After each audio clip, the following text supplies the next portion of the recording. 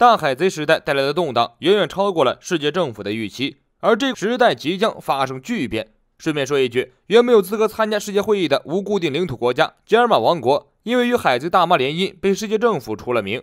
王族们正向着圣地马里乔亚赶去，此次护送王族的任务由海军全权负责。新马林凡多里，海军元帅赤犬特意向手下们询问了王族的护送情况，属下赶紧报告说道：虽然想要劫持各个王族的海贼团多达13个，不过全部已经被击退了。赤犬满意的点点头，让兄弟们盯紧点，现在外面不太平，别出什么乱子。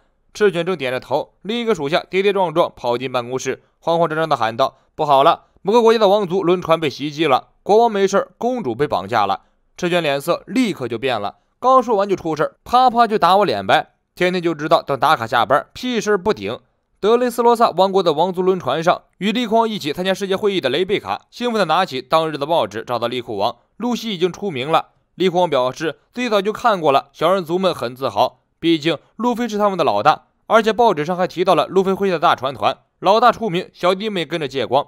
利库王慌得一批，赶忙制止了雷欧。到了圣地马里乔亚，可别说这些了。如果世界政府知道利库王一族和大名鼎鼎的海贼草帽路飞，世界通缉的头号危险分子有关系，那还了得！雷贝卡一脸崇拜，好厉害呀！接着，他兴奋地去找紫罗兰公主。此时，距离德雷斯罗萨皇家轮船不远的海底，一群海贼正对紫罗兰公主和雷贝卡虎视眈眈。他们就是绑架了其他国家公主，让赤犬大发雷霆的路人甲海贼团。路人甲海贼团一看到美丽的紫罗兰和雷贝卡，就兴奋地哈哈大笑。这要是绑架过来贩卖出去的话，那不就发达了？而且德雷斯罗萨的黄船没有海军护卫，得来全不费工夫。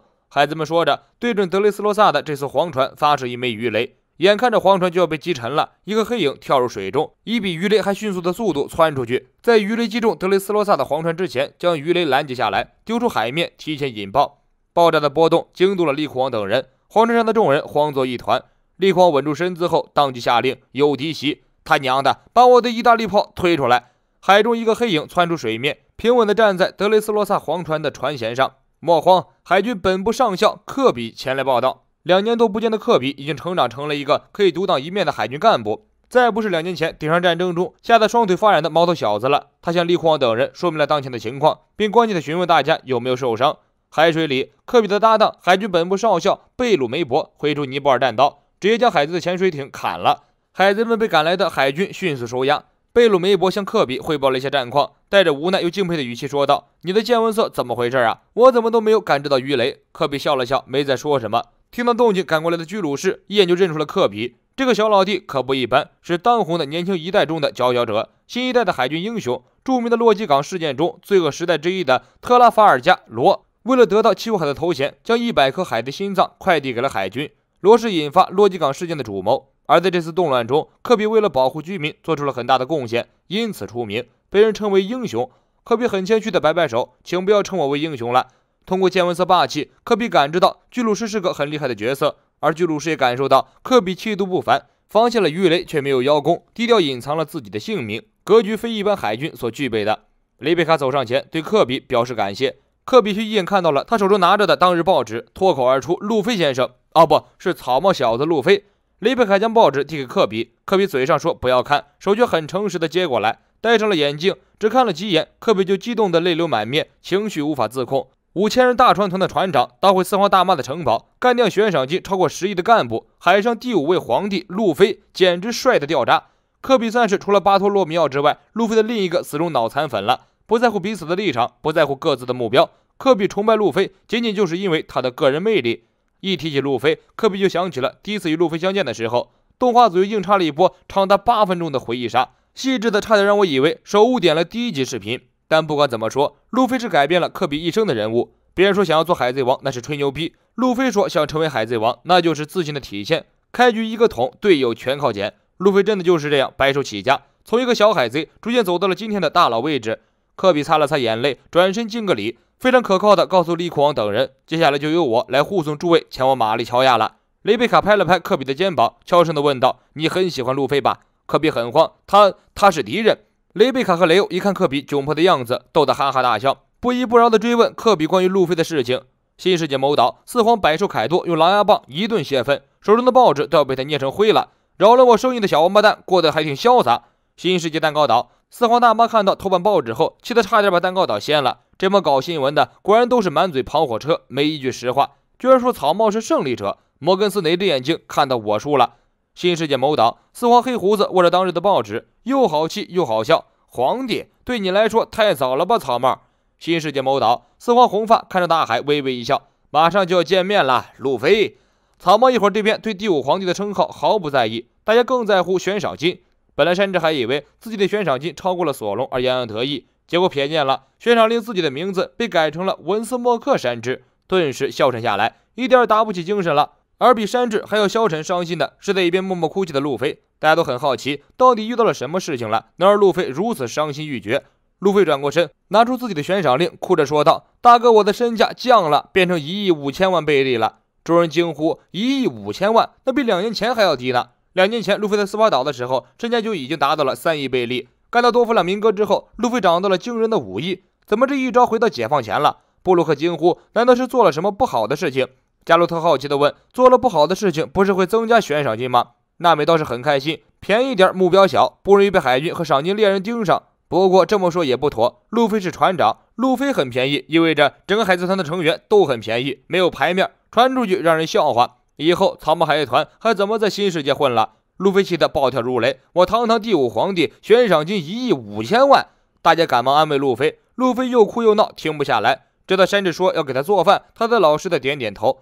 一边的布鲁克越看越觉得事有蹊跷，他拿起路飞的悬赏令仔细研究一番，默默地说道：大家请等一下，仔细看看这个悬赏金，10万、100万、1000万、亿。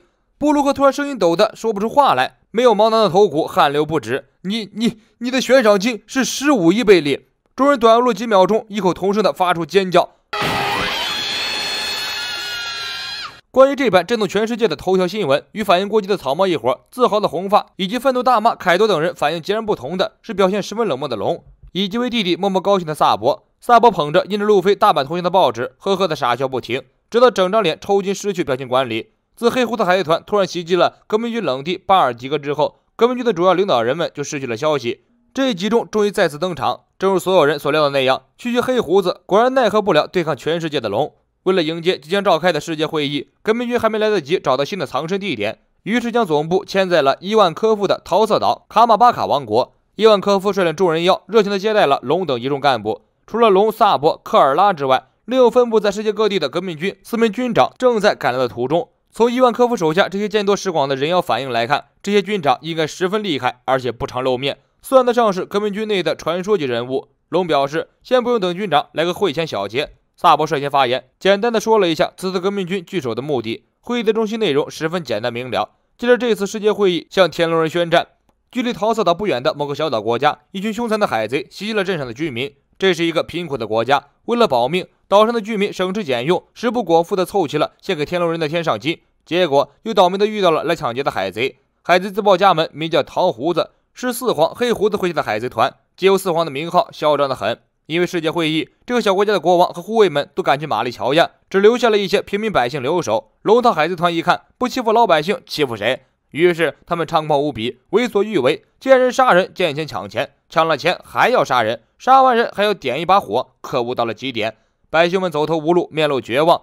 这时从角落里走出来一个高挑的短发美女。如果说看到她第一眼有什么特点，那可能就是她暴露的穿着以及胸前巨大无比的安全气囊。但是我个人更欣赏她叼着烟卷又屌又帅的气质。海贼桃胡子刚被短发美女的安全气囊吸引，突然大地传来一阵震动，接着整个地面卷了起来，鼓出了一个蒙古包，从蒙古包里推出了一把巨型叉子，大家都懵了。过了几秒钟，从蒙古包的缝隙里扒出了一双大手，一个身形巨大的猥琐大叔从里面爬了出来。众人惊呼：巨人族！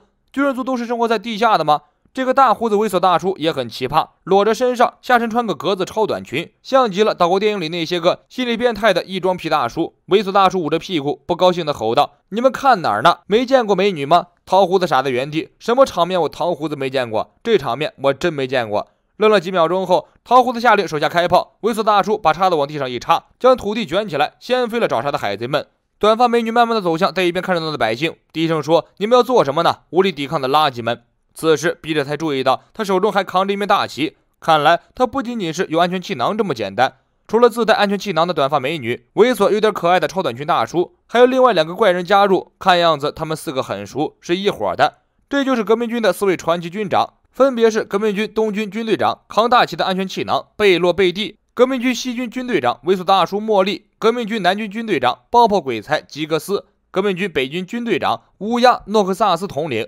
贝蒂举起手中的大旗，大喊一声：“你们要怎么做呢？渣仔们，是死还是去战斗？你们自己选择吧。英雄一定要被人来当吗？也许你就是下一个英雄。”贝蒂一顿洗脑之后，村民们突然来了斗志，纷纷捡起地上的木棍，就连没牙的老人也没有对海贼的惧怕之意。这就是贝蒂鼓舞果实的能力，激发人的潜能，让人分分钟轻松拿5杀。前进吧！贝蒂扬着手中飘扬的旗帜，村民们一阵阵吼叫后，不可阻挡地冲向桃胡子和他的手下。海贼们纷纷举起枪，看你们的棍子快还是老子的子弹快！茉莉卷起土地挡下子弹，爆破鬼才则利用自己发明的武器冷冻枪，将海贼手中的枪支都冰冻起来。乌鸦仿佛开了月度，身体化成一大群乌鸦，将海贼手中的武器纷纷夺走。没有了武器的海贼应对斗志激昂，而且有革命军的军长做助攻的居民，不用想，轻松搞定。海贼赶忙乘着海贼船溜走，把老大桃胡子留下原地等死。气的妹妹贝蒂给村民们留了革命军的联系方式，又交代村民们将桃胡子送去世界政府，可以换来一笔不少的悬赏金。革命军4位军队长告别了村民，向伊万科夫的地盘走去。茉莉很疑惑，这次找我们又干啥？贝蒂吸了一口烟，很酷的回应，大概是找天龙人干架吧。克拉尔收到军队长们集合过来的消息，立刻汇报给了萨博。萨博瞬间斗志激昂，走吧，我们去给天龙人拉下马。2年前，海军本部与白胡子海贼团引发了旷世大战顶上战争，海军以十分惨痛的代价获得胜利。海军本部马林凡多遭到毁灭性的破坏。虽然那里是长期的正义据点，但世界政府为了防备愈加激烈化的海贼时代，建构了更加坚固的海军要塞，位于新世界的入口，全新的正义要塞就是这里，由强硬派新任海军元帅萨卡斯基赤犬领导的新马林凡多。不过仔细看看世界板块就能发现，原海军总部的旧址变成了海军这一支部，与新的海军总部隔着红土大陆。而位于2个海军基地中间的红土大陆正上面正是天龙人所在的圣地马里乔亚。说白了，经过顶上战争之后，天龙人更怕死了，把自家的前后院都盖上了海军基地，将海军内的顶尖战斗力都安排到了门口做看大门的门卫，怕的就是在有像白胡子一样强悍又疯狂的海贼打过来。像赤犬这样的正义人士，不过也是天龙人的保安门卫而已。德雷斯罗萨篇章的时候，海军大将藤虎因为公开向德雷斯罗萨国民下跪道歉，顶撞元帅赤犬，被赤犬下了禁足令。如果藤虎不能提着草帽路飞和罗德脑袋回来，就永远禁止他踏入海军的任何一个机构。结果这次赤犬收到消息，藤虎居然跑去了马里乔亚，气得赤犬当场从椅子上蹦了起来。我不是给藤虎那个老登下了禁足令了吗？为什么我的马仔们没有把他从马里乔亚赶走？马仔哆哆嗦嗦的报告说，因为藤虎大将的理论武装太完美了，马里乔亚不属于海军的机构，有理有据，让人无法反驳。赤犬吹胡子瞪眼，跟我玩文字游戏呢。前海军元帅战国一边吃零食一边探出头，幸灾乐祸地讽刺道：“怎么样，元帅不好当吧？”赤犬头都大了，战国这家伙特意跑过来看笑话，也真是劳烦他老人家了。赤犬向属下问道：“谁在马里乔亚？”马仔回答：“大将绿牛在。”赤犬立即下令联络绿牛，看见藤虎了就给我赶出来。看着桌上路飞的通缉令，赤犬抓起来一把火烧毁。这个小鬼居然都涨到15亿赏金了，什么狗屁大海贼时代，2年前就应该随着白胡子艾斯的死结束的东西，到最后都要变成大海军时代。海军对路飞恨得咬牙切齿，但路飞可是被寄予了厚望的人。2年前，当艾斯战死，白胡子被打得奄奄一息的时候，弥留之际，白胡子曾说过这样的话：就像有人继承罗杰的意志一样，总有一天也会有继承艾斯意志的人出现，就算断了血脉，那家伙的火焰也不会消失。就是这样，从很久很久以前代代相传下来的。然后在未来的某一天，会有个背负着数百年历史的人出现，向这个世界宣战。战国，你们的世界政府就是在害怕那一天的到来，把世界都卷入其中的巨大战争。马里乔亚本该受命驱逐藤虎的海军本部大将绿牛，此时正与藤虎共同坐席，谈笑风生。藤虎愉快地吸着拉面，听说赤犬下令要把自己赶走，非常硬气地问道：“干一架吗？”绿牛爽快地大笑几声：“放过我吧，我可不想动手，反正你也不是来破坏会议的吧？”藤虎放下碗筷，睁开没有掩人的双眼，铿锵有力地说道：“我要破坏的是制度，王下七武海应该废除了。”绿牛听到这个提议，既不意外也不惊讶，笑了笑：“你认真的吗？”藤虎没有正面回答，话锋一转：“只夸马里乔亚的饭菜好吃，这也许也是将来路飞会进攻马里乔亚的原因之一。为了和天龙人争夺美食，这里是笔者胡扯的。从藤壶和绿牛的谈话之中，我们发现了一个重要的讯息：绿牛已经3年没有吃过东西了。尾田刻意的让绿牛说出这样的话，有意无意的向海米们透露绿牛的能力。结合他名字里的绿的颜色，大概是和大自然的某些东西有关系，很可能是从大地或者阳光获取能量的一种能力。这里是红港，巨大的港口夹住了红土大陆，是第2条通往红土大陆对面海域的政府专用路线。通过升降的泡泡电梯，将人运送到红土大陆顶端的马里乔亚，再由另一边的电梯输送下去。参加世界会议的各国王族们陆续停船靠岸在红港，龙套的国王们就不一一介绍了。比较重量级的人物当然都与路飞有关系。首先登场的重量级人物是由卡普中将亲自护送的鱼人岛王族、尼普顿王、3位皇子以及全世界的人都梦寐以求见上一面的巨大人鱼公主白星。鱼人岛的龙宫王国加入世界政府已经200年，而这一次却只是第2次参加世界会议，这本身已经是一件震惊世界的大事。群众们夹道欢迎，记者们涌过来对着白星一顿猛拍。鱼人公主对很多人来说都只听过其传说，一辈子都无缘亲眼见到，所以能把人鱼公主的相片记录下来，可谓是十分珍贵。更不用说人鱼公主那鹤立鸡群的美貌，看上一眼那就是浑身发抖，被人评为其美貌不亚于海贼女帝，闻名世界。另一个是曝光蛋糕的丑闻得罪了三皇大妈的世界经济新闻社的社长摩根斯，也高调的亮相在了红港。看到白星的一刻，双眼放光，无法自拔。尼普顿王很担心白星会遭到太多的关注，卡普就哈哈大笑。白星的美貌传闻已久，大家争相观看也很正常，而且她还那么大，这个大字用的恰到好处，尼普顿王竟无言以对。卡普一边吃着旺旺仙贝，一边和白星聊天。这时路中间站出一个二愣子西瓜头，卡普理也没理，带着尼普顿王和白星等人径直往前走。西瓜头猥琐一笑，主动搭话道：“英雄卡普，你知道我是谁吗？”卡普瞥了他一眼：“臭小鬼，你谁呀？让开！好狗不挡路！”西瓜头一愣，有人居然敢冒犯自己，简直不敢相信，一定是自己听错了。周围的卫兵对着卡普拔出武器，无礼之徒居然敢冒犯国王。西瓜头摆摆手，嚣张地说道：“我是你的故乡戈亚王国的国王斯特利，身为我的子民的你，理当臣服于我，跪下！”卡普头上的青筋动了动，不爽地白了他一眼：“赶紧滚一边去！看着你这张脸就火大！”西瓜头斯特林气得差一点满地打滚，卡普对着他无言以对。不过斯特林鉴于自己国王的身份，忍住了打滚的冲动，毕竟他特意跑过来不是找刺头卡普的茬的，而是有事相求。看看左右无人注意，斯特林揽过卡普的肩膀，低声说道：“长话短说，卡普，帮我和世界贵族搭桥，将来我要成为天龙人。”卡普一愣，脱口而出：“你要成为那种垃圾吗？”斯特林惨叫一声，摔倒在地。卡普一句话，伤害不大，侮辱性极强。最重要的是，这种发言无理又危险，居然敢说天龙人是垃圾，传出去不仅卡普官位不保，还容易满门抄斩。卡普一看斯特林的表情，意识到自己说错话了，摆摆手：“刚刚的话不能说吧？那就不算，我什么都没说。”斯特林听得目瞪口呆，这老头太可怕了。这个斯特林就是萨博的父母收养的儿子，也是萨博的义弟。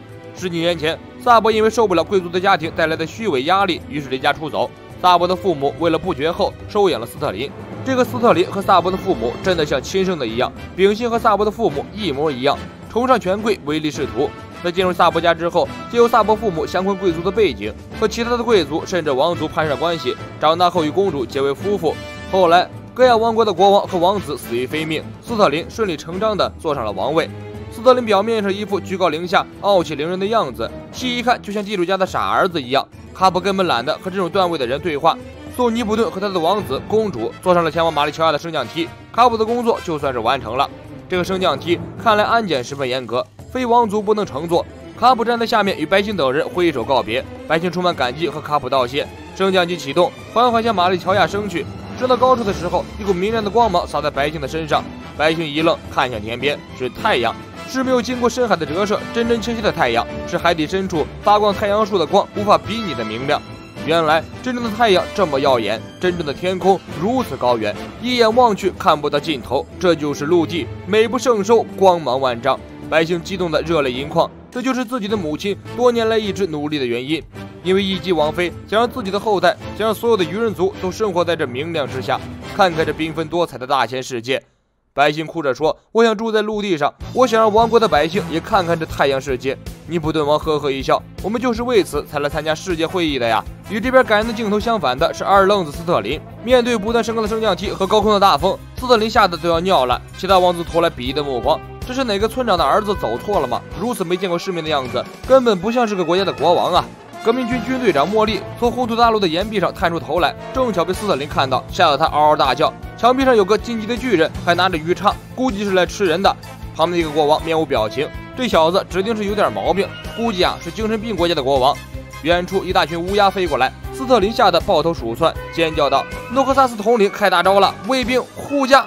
一个卫兵听到斯特林的惨叫，走上前来，低声说道：“国王莫慌，乌鸦不吃脑残。”卫兵推开面罩，露出了萨博年轻又活力的面庞。百姓来到玛丽乔亚后，一改平时的胆小畏缩，变得开朗又活泼。很快就结识了路飞的后宫团中的薇薇安公主和雷贝卡，三人愉快地聊起路飞的糗事。除了王族公主，就连花之国的暴力团伙八宝水军的现任头目老蔡也来了。此次他是以花之国国王护卫的身份参加世界会议。八宝水军与花之国国王有着很深的互利关系，除了路飞的朋友们，还有路飞的旧敌。现在黑暗自古国的国王瓦尔波，这个小子和他的王妃还是一副欠揍的屌样。薇薇安和他们算是有过一些过节，一看到这俩人就头疼。虽然瓦尔波是个脑残，不过看过前几期的朋友应该有一些印象，这个家伙是一个十分励志的人物。他的事迹如果写成书，估计不会输给我的奋斗之类的著作。总之是个白手起家东山再起的案例，这里就不多做介绍了。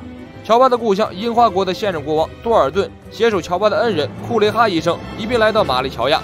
看到这些熟悉的面孔，不禁回忆起《海贼王》前半部分那一段段让人飙泪的感人片段。薇薇安与瓦尔波、多尔顿的交集概括起来是这样的：当年薇薇安随路飞等人前往阿拉巴斯坦，半路上娜美突发疾病，于是草帽一伙来到了东岛求医。当时的东岛正处于瓦尔波的暴政之下。某一天海贼来袭，作为国王的瓦尔波不但没有战斗，反而逃命去了。身为瓦尔波部下的多尔顿站起来，带领国民保护了国家。战争结束后，瓦尔波以海贼的身份回到东岛捣乱，正巧碰到了前来寻找医生的路飞一伙。路飞一伙帮助乔巴打倒了瓦尔波，保护了他最珍贵的樱花海贼旗。娜美的病治好了，乔巴加入到了草帽团。老蔡告诉小人族的代表雷欧，此次他将最后一次以花之国国王护卫的身份保护其左右。世界会议之后将会与花之国断绝关系，世界的大浪潮就要来了。草帽路飞注定将在新世界掀起巨大的漩涡。这位草帽大船团的成员必定要随时待命。听说其他人已经开始行动，如果不出所料，他们正在赶向台风眼和之国，在凯多的混战之中鼎力相助。在路飞所有的小弟之中，最逗逼的当然要数脑残粉巴托洛米奥了。率领手下不断的入侵其他城镇，以暴力手段迫使各个阶层的人成为路飞应援团的成员，来支持路飞吧，为第五皇帝投上你宝贵的一票。另一个小弟卡文迪许，从前竟然是一个国家的王子，因为太帅，全国的女性都沉迷于他，不肯结婚。国家的男性光棍们奋起抵制卡文迪许，国家为他特立了一个罪名——太受欢迎罪。卡文迪许因为此罪而被流放到国外。时至今日，卡文迪许不论到哪里，都会有众多女性乘船而来向他示爱。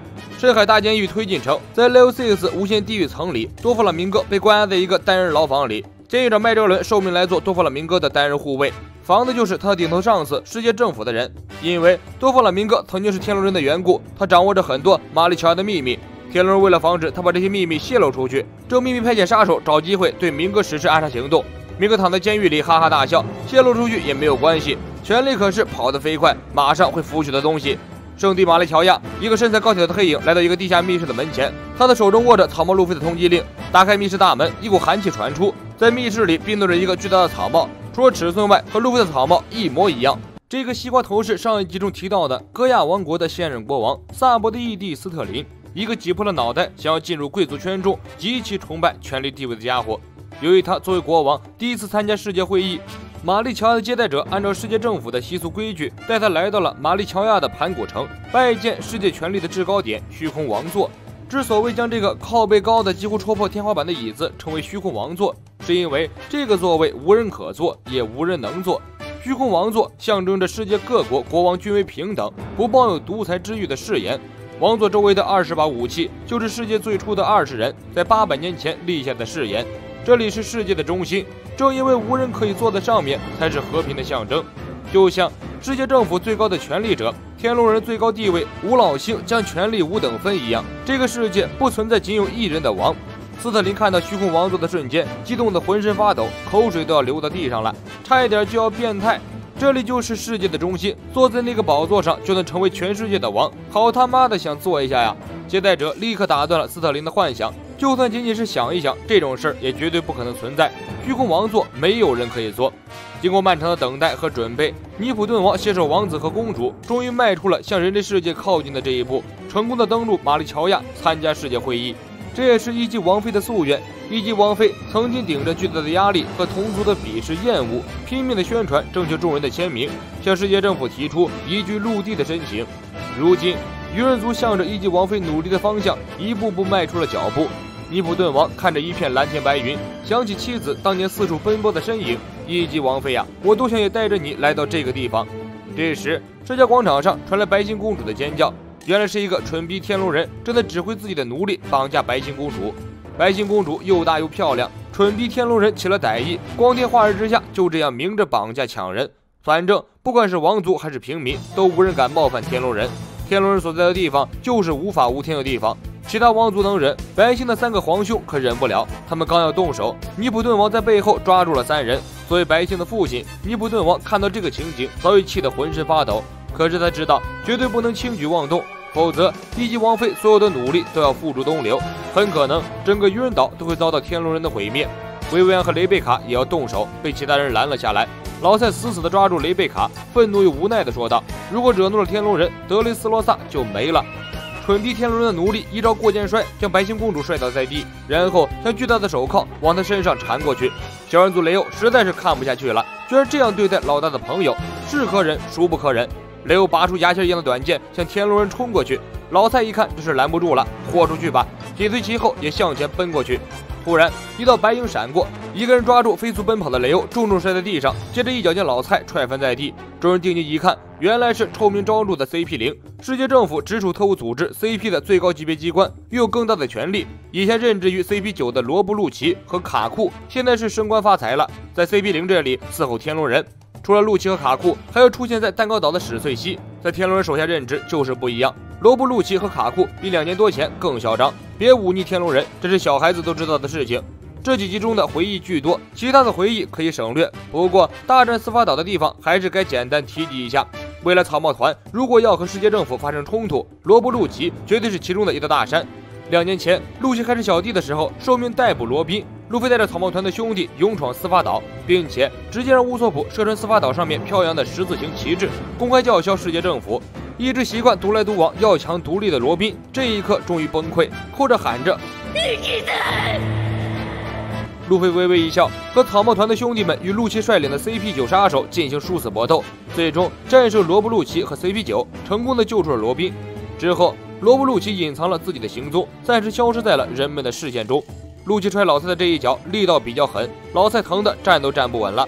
无论是权力还是武力，白星这边完全处于弱势。天龙人是权力的顶点，不需要讲任何道理，即便他们再蛮横再霸道，也总有一群马仔围在左右，为他们做爪牙。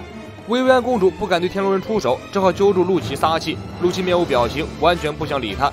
尼普顿王又愤怒又激动，一级王妃舍弃性命想要生活的阳光陆地，竟然是这种野蛮人掌控的蛮荒之地，怒气值跌到了顶端。尼普顿王浑身散发出很强烈的杀气，薇薇安意识到事情不妙，赶忙挡在天龙人的前面，劝尼普顿王冷静，绝对不能对天龙人出手。尼普顿王举起拳头，怒道：“如果陆地是这个样子，那我绝对不能带着我的人民来到这里生活，不如现在痛揍他们一顿，回到深海之中。抱歉了，一级王妃。”雷贝卡大叫一声：“陆地不是这个样子的，这里根本不是陆地，眼前的这些家伙也不是人类。蠢逼天龙人有 CP0 爪牙，虽然怕得要死，但还是强忍着恐惧，强行装逼，命令路奇立刻干掉尼普顿。”路奇一听主子下令了，赶忙应承下来，恨不能跪在地上给蠢逼天龙人舔鞋。尼普顿大吼一声，如同一块小陨石一样的大拳头对着路奇和蠢逼天龙人砸过来。路奇拉开架势，准备下杀手。这时，通的一声，一个人影将蠢逼天龙人一棍子敲飞，蠢逼天龙人在地上滚了几圈，重重的摔在墙角，口吐鲜血，失去意识。所有人都愣住了，尼普顿王也停下动作，路奇等人赶忙寻找周围的危险。镜头一转，另一个天龙人手持一根铁棒子，一边喘着粗气，一边真诚的道歉：“同为天龙人，我感到很羞耻，请原谅，抱歉让各位受惊。蠢货给社交场地带来了恐惧。”大家懵了，居然是天龙人打了天龙人，这下子任何人也不敢插手。陆琪一时间不知道该舔谁。棍子天龙人怒喝一声，将挟持百姓的奴隶喝退，然后他面向尼普顿王屈膝下跪，沉声说道：“你可能已经不记得我了，尼普顿。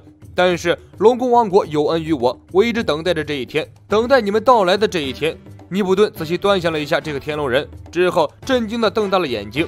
因为这个天龙人就是10年前无意间闯入愚人岛被一级王妃救下的天龙人，名为堂吉诃德·穆斯加鲁德。不知道这个家伙和明哥是不是有点关系？当时正值愚人族最为憎恨人类的时候，在愚人族的眼中，天龙人是陆地人类的代表。当这个天龙人来到愚人岛的时候，自然而然地引来了愚人族的公愤。愚人族将天龙人团团围住，要将他酷刑折磨致死，以解心头对人类的愤恨。一级王妃力排众议，凭着自己单薄的身躯替天龙人挡下子弹，阻止了愚人族对着这个天龙人的迫害，并且亲自给天龙人治好了身上的伤。从愚人岛调派了一艘大船，亲自送天龙人回到了陆地。当时所有人都以为一级王妃这一去绝对不会回来了，因为大家都认为天龙人是不讲恩情不讲道理的。这个天龙人当时扬言，为了惩戒愚人岛对他的大不敬，回去后一定要狠狠的报复。但实际上他并没有为难一级王妃。数日后，一级王妃平安归来，并且带回了天龙人特批的亲签信函。正因为这件事儿，一级王妃得罪了愚人族中以霍迪琼斯为首的一众激进派，最后导致送命。天龙人中也存在一些明事理的人，堂吉诃德对一级王妃的恩情难以忘怀。他知道一级王妃一直都希望愚人族能生活在陆地上，因此他一直等在马里乔亚，等待愚人族的到来。一级王妃的教诲让我成为了一个人，我想全力帮助你们，尼普顿王。再次见到你，我感到很荣幸。退下 CP0。新世界鬼之岛，这里是四皇凯多大本营。凯多躲在山洞里喝闷酒，消息封闭的和之国让凯多对外界发生的所有大事件毫不关心。同为四皇的大妈通过电话虫联系上了凯多，提出了一个交易，等我赶去和之国干他一顿。凯多一听，这算哪门的交易？这叫打劫！不管是猎物还是宝物，到谁的地盘？刚刚结束的蛋糕岛大战，路飞和山治把大妈的地盘搅得一团糟，不仅破坏了蛋糕岛首都的蛋糕城堡，还连续干掉2名将星，绑架了大妈的仆人宙斯，让大妈在整个世界颜面扫尽。按大妈的想法，必须将路飞抓过来斩首示众，并且挂城门上，才能找回面子。更早的故事情节中，路飞率领兄弟们在德雷斯罗萨破坏了多弗朗明哥的人造恶魔果实工厂，直接捣毁了凯多的人生大计。凯多最初的目标是利用人造恶魔果实创造出一个全是能力的最强海贼团，没想到草帽路飞横插了一脚，挟持凯撒，摧毁工厂，干掉明哥。一系列的操作让凯多的人生大计搁了浅。凯多对路飞可谓是深恶痛绝，只要这小子敢在和之国露头，我必须用手里的狼牙棒让他知道什么是快乐星球。凯多给大妈的回复是：我一定要干掉那个小鬼，如果你来了，就连你一起杀掉。大妈也很强硬，我不是和你商量的，是通知你一下而已。别忘了，你还欠了我一个大人情呢，就让我们像从前一样一起共事吧。从大妈和凯多的对话中，我们发现了2个极为重要的信息。大妈和凯多从前在一起待过，凯多欠大妈一个很大的人情，至于是什么，稍后再慢慢道来。2个四皇私下联络，很快就引起了海军总部的关注。要知道，四皇之间互相联系可是大事儿，一个四皇就差点把海军总部毁了。2个四皇如果在一起搞事情，还不得把天龙人给灭了？最重要的是，这次大妈和凯多的通话没有像以往一样用的加密线路，而是大大方方、大张旗鼓地提出联手。那个意思就好像在向海军宣战，够胆的你们就来试试吧。大妈选择的这个时间很恰当，正值世界会议期间，全世界顶尖战斗力都在马里乔亚保护天龙人和各国的政要首脑，没有多余的人手派出和2个四皇开战。卡普这边很快也知晓了路飞被2个四皇同时盯上的事情，但他毫不在意，敢动我孙子试试，我非得派遣他爹过去收拾收拾这2个混球。不过无论如何，凯多和大妈的行动，海军都不能放任不管，尤其是卡普，没有人比卡普还了解这2个家伙联手的危害性，因为他们是卡普被称为海军英雄的间接因素。简单来说，卡普成为海军英雄并不是因为罗杰，在罗杰的上一个时代，有一个更猛的人肆虐着整片大海，这个家伙有多猛没人知道，但是从他的船员阵容上就可以看出来，他不是一般的猛人。大妈、凯多、白胡子曾经都是他的船员，他的名字为洛克斯。此时此刻，马里乔亚又来了一个让人震惊的人物，不仅仅是四皇这么简单，能让吴老星特意接待并且如此的信任，红发到底有多大的背景呢？盘古城的前面有3个门，全部配有警卫，其中一个门为天龙门，直接通往天龙人居住的众神之地。刚刚天龙人引发的骚动惊动了守卫，一群卫兵通过大门进入盘古城。萨博趁机混入其中，成功的溜进了盘古城里。进入城堡内部，萨博拿着相机、电话筒到处拍照留念，发朋友圈。当然不是。作为革命军，想要攻入这里，自然要对这里的内部构造有个了解。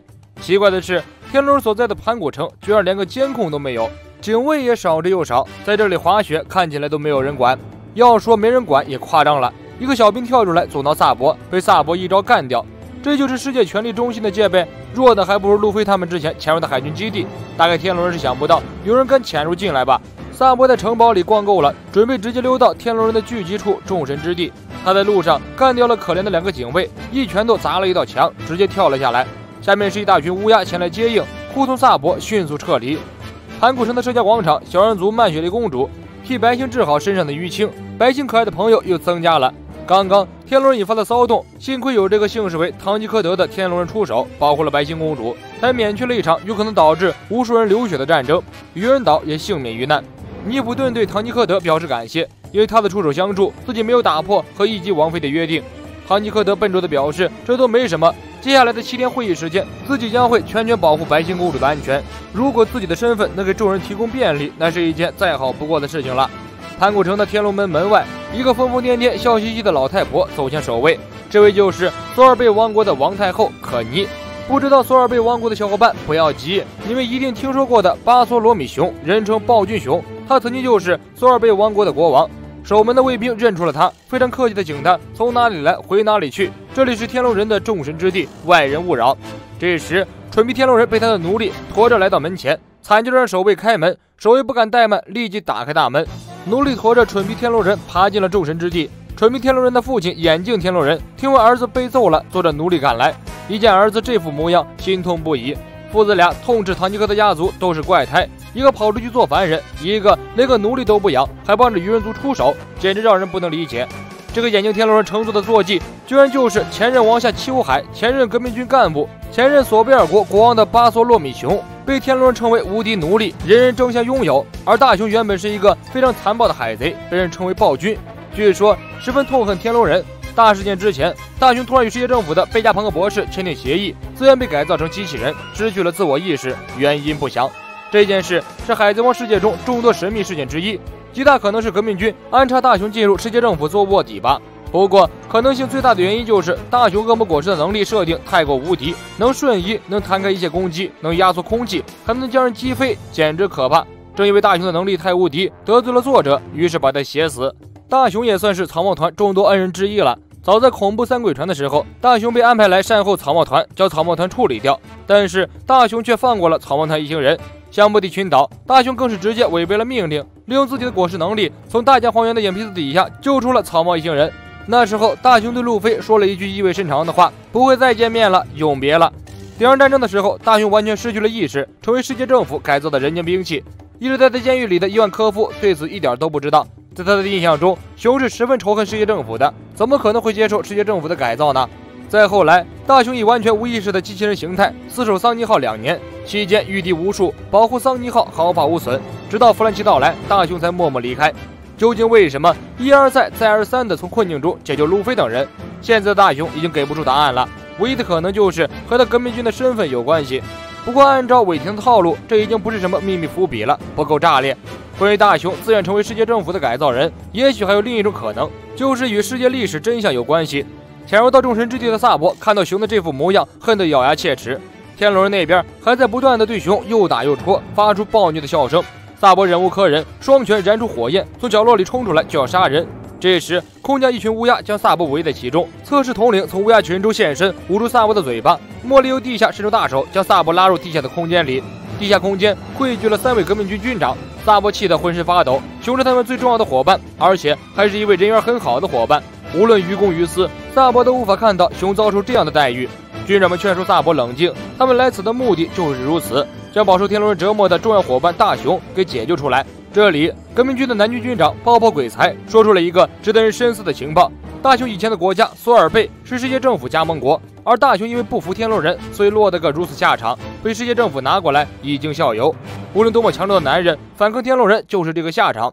这句话意义不凡，说明大雄从始至终都对天龙人和世界政府抱有敌意，但他自愿被世界政府改造，也许是他接受了不可违抗的命令，或者有什么把柄被世界政府掌握。爆破鬼才劝萨博冷静，一切从长计议。天龙人的背后有海军和 CP0， 如果他们不幸被抓，后果不堪设想。萨博坚定地说道：“绝对不会失误，不成功便成仁。”与萨博一样，对大雄的下场充满愤恨的是另一个人。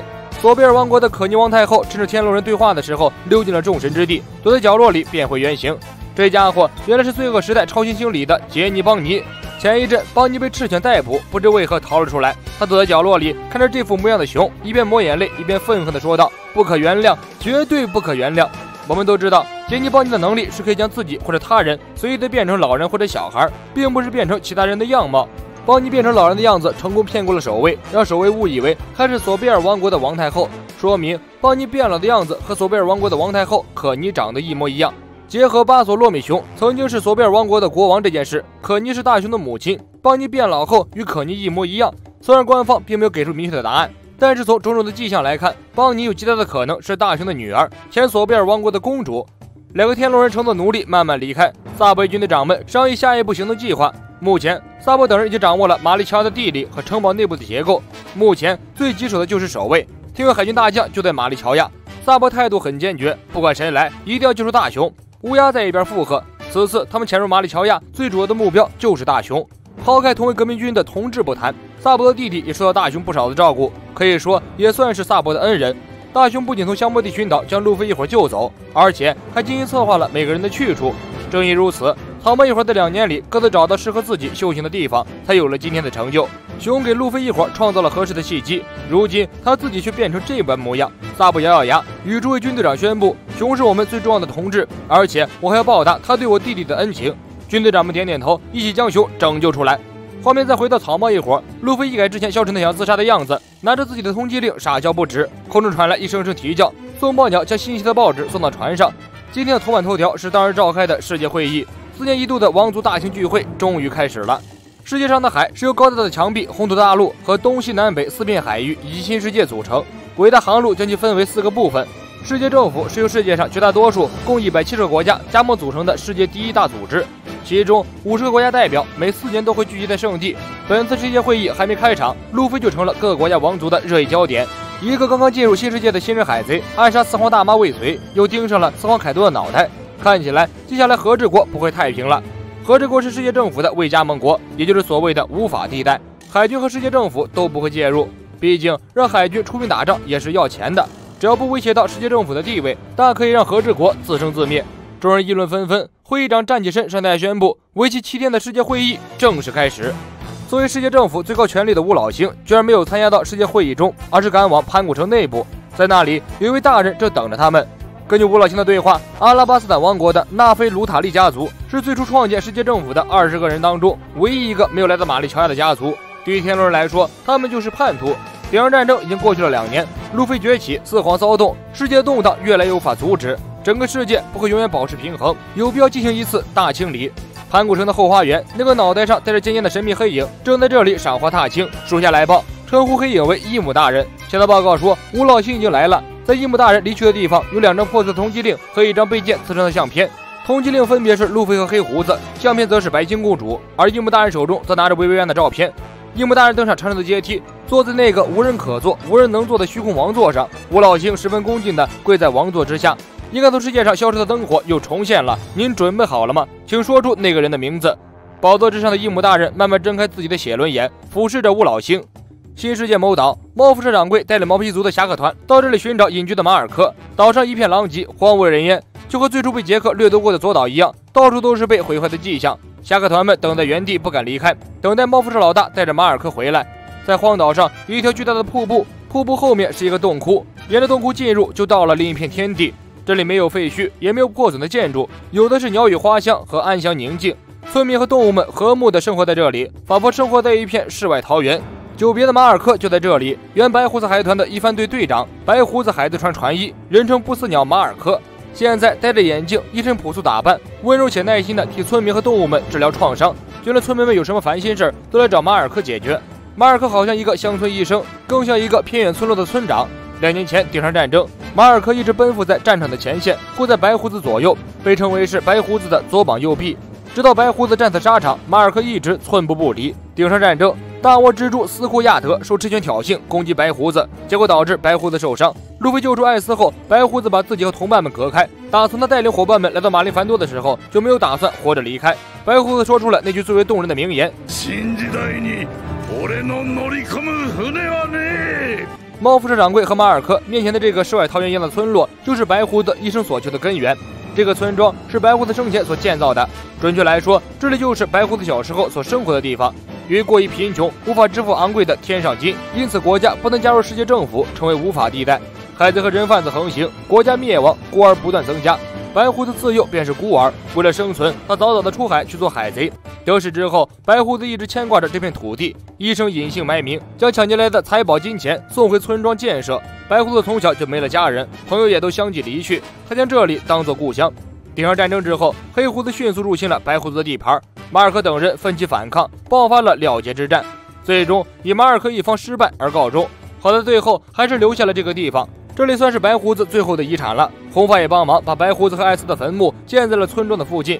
说着说着，马尔科摘下眼镜，流下泪水。白胡子老爹那个人其实很小气，总是蹭别人的酒，也没有请他们喝过酒，因为他把自己的那一份财宝都送到了这个村庄。马尔科话锋一转，聊到现任七武海中有一个名叫威布尔的家伙，自称是白胡子的儿子，到处袭击和白胡子海团有关系的人。白胡子有儿子这件事儿不能说完全不可能。根据马尔科的了解，威布尔的母亲巴金原来就是海贼，30多年前曾经和白胡子在同一条船上。不过，如果威布尔这个二愣子真是白胡子的儿子，那也许是因为白胡子被巴金下药了吧。